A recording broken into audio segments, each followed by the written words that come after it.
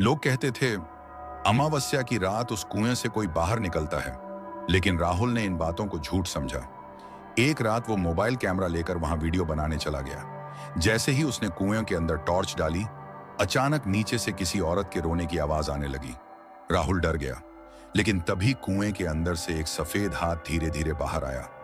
उसके बाद लंबे काले बालों वाली एक औरत कुएं से बाहर निकलने लगी। उसकी आंखें पूरी काली थीं और वो सीधे राहुल को घूर रही थी। अचानक राहुल का मोबाइल अपने आप रिकॉर्ड होने लगा।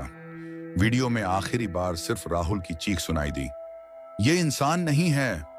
अगली सुबह कुएं के पास सिर्फ उसका फोन मिला, लेकिन राहुल कभी वापस नहीं आया। अगर तुम्हें रात में उस कुएं से आवाज आए, क्या तुम अंदर झांकोगे? इस वीडियो को लाइक एंड सब्सक्राइब करें।